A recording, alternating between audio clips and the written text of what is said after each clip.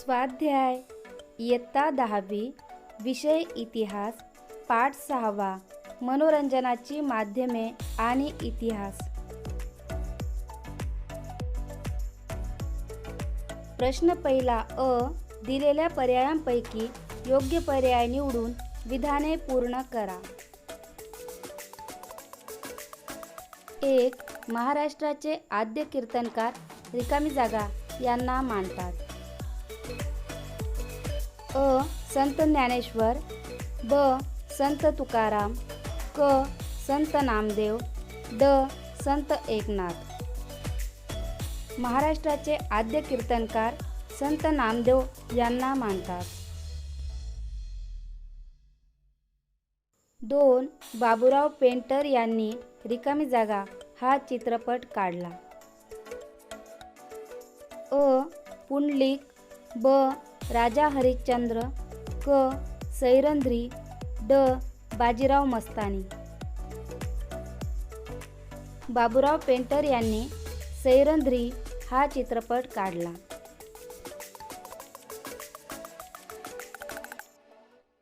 ब. पुढीलपैकी चुकीची जोडी दुरुस्त करून पुन्हा लिहा। 1. रायगडाला जेव्हा जाग येते वसंत कानेटकर। 2. टिळक आणि आगरकर विश्राम बेडेकर। 3. साष्टांग नमस्कार आचार्य अत्रे। 4. एकच प्याला अण्णासाहेब किर्लोस्कर। चुकीची जोडी एकच प्याला अण्णासाहेब किर्लोस्कर।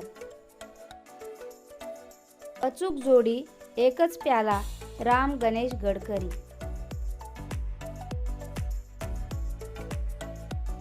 प्रश्न दुसरा पुढील तक्ता पूर्ण करा।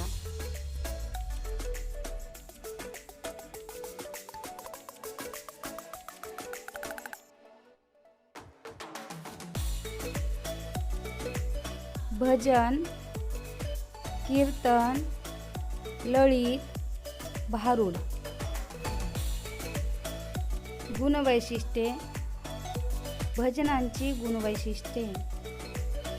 टाळ व मृदंग यांच्या साथीने ईश्वराचे गुणगान। अभंग व भक्ती कवनातून ईश्वर स्तुती। कीर्तनांची गुणवैशिष्ट्ये। नमन निरूपणाचा अभंग व निरूपण हा पूर्वरंग। आख्यान हा उत्तरंग। ललितांची गुणवैशिष्ट्ये। उत्सव प्रसंगी देवतेकडे मागणे मागितले जाते। नाट्यप्रवेशाप्रमाणे रामकृष्णाच्या कथा सादर करणे। आध्यात्मिक व नैतिक शिकवण। सादरीकरणात नाट्यात्मकता व विविधता असते। उदाहरणे, भजनांची उदाहरणे।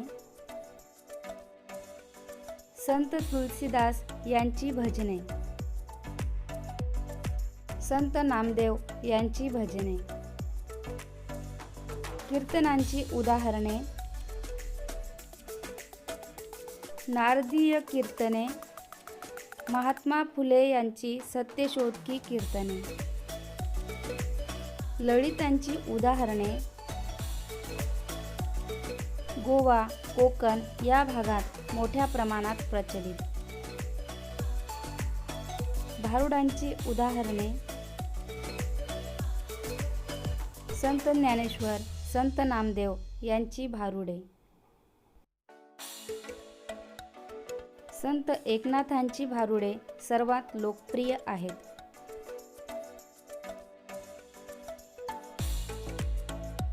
प्रश्न तिसरा टिपा लिहा। 1. मनोरंजनाची आवश्यकता। मनोरंजन हा मानवी जीवनाचा एक अविभाज्य भाग आहे। म्हणूनच प्रत्येक मानवाला मनोरंजनाची आवश्यकता असते। व्यक्तीच्या निकोप वाढीसाठी निखळ मनोरंजन महत्त्वाचे असते। चाकोरीबद्ध जगण्यातला कंटाळा दूर करून मनाला चैतन्य व उत्साह येण्यासाठी मनोरंजन आवश्यक असते. मनोरंजन मनाला उत्साह व कार्यशक्ती मिळवून देण्याचे काम करते.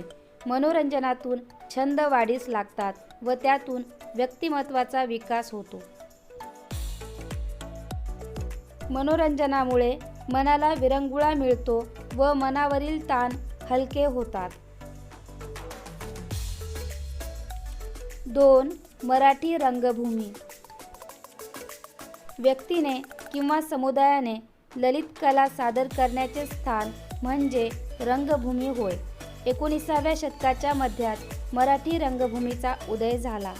विष्णुदास भावे हे मराठी रंगभूमीचे जनक होत. सुरुवातीच्या काळात ऐतिहासिक पौराणिक नाटकांबरोबरच प्रहसने रंगभूमीवर आली. या नाटकांना लिखित संहिता नसे. थोरले माधवराव पेशवे या नाटकामुळे संपूर्ण लिखित संहिता असलेली नाट्यपरंपरा सुरू झाली. 19व्या शतकाच्या अखेरीस संगीत नाटकांची परंपरा सुरू झाली. सामाजिक प्रश्न आणि ऐतिहासिक विषय नाटकात हाताळले गेले.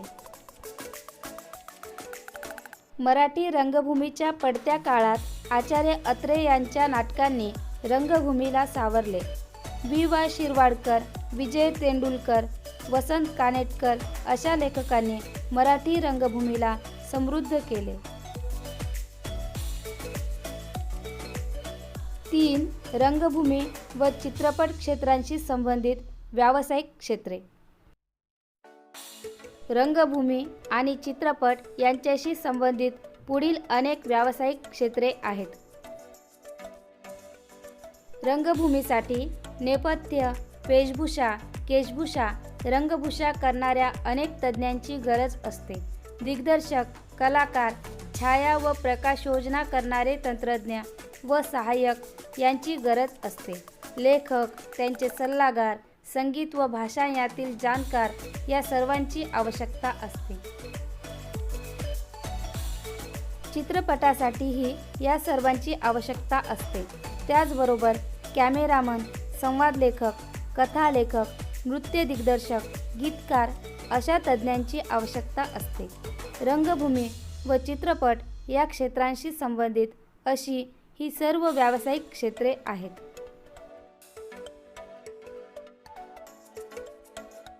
प्रश्न 4.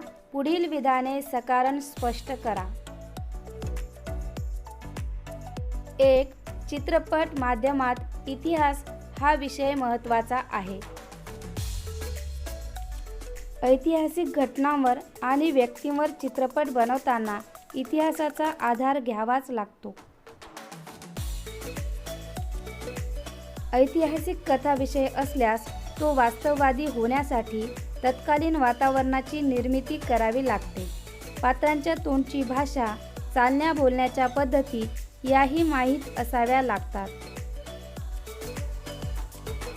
त्यावेळची केशभूषा, वेशभूषा, रंगभूषा इत्यादींचे नियोजन करावे लागते. एकूण चित्रपटाचे वातावरण काळानुरूप वाटण्यासाठी चित्रपटाच्या माध्यमात इतिहास हा विषय आणि त्यातील जाणकार महत्त्वाचे आहेत. 2. संत एकनाथांची भारुडे लोकप्रिय झाली. संत एकनाथांनी लोकशिक्षणाच्या हेतूने अनेक भारुडे लिहिली. या भारुडांच्या विषयात विविधता आणि नाट्यात्मकता होती. विनोदाच्या माध्यमातून लोकांना शिक्षण देण्याचा, उपदेश करण्याचा हा प्रकार लोकांनाही आवडला. ही भारुडे चालींवर गायली जात असत, त्यामुळे लोकसंगीताच्या आधारे ती गायली जात असत. व्यवहारातील साध्या साध्या उदाहरणांतून आणि विनोदाच्या माध्यमातून रचलेली संत एकनाथांची ही भारुडे म्हणूनच लोकप्रिय झाली. प्रश्न 5वा. पुढील प्रश्नांची 25 ते 30 शब्दात उत्तरे लिहा. 1. भारतीय चित्रपटसृष्टीची जननी अशी महाराष्ट्राची ख्याती का आहे? भारतात चलचित्रपटाचा प्रारंभ महादेव गोपाळ पटवर्धन कुटुंबियांनी 1885 मध्ये केला.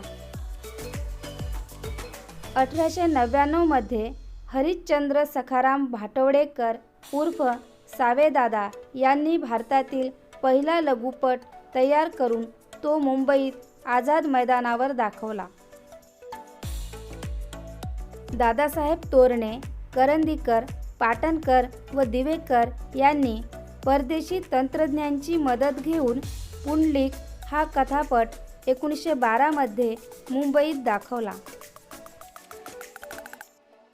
दादासाहेब फाळके यांनी 1913 मध्ये संपूर्ण भारतीय तंत्रज्ञान वापरून स्वतः दिग्दर्शित केलेला राजा हरिश्चंद्र हा पहिला भारतीय चित्रपट मुंबई येथे प्रदर्शित केला. अशा रीतीने भारतात पहिला पूर्ण लांबीचा चित्रपट तयार करून प्रदर्शित करण्याचा मान महाराष्ट्राकडे जातो. म्हणून भारतीय चित्रपटसृष्टीची जननी अशी महाराष्ट्राची ख्याती आहे.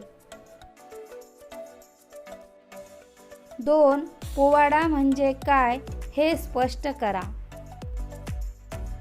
घडलेल्या प्रसंगातील नाट्य किंवा वीर पुरुषांच्या गुणांचे स्तुतिपर वर्णन करणारी विरसयुक्त रचना म्हणजे पोवाडा होय.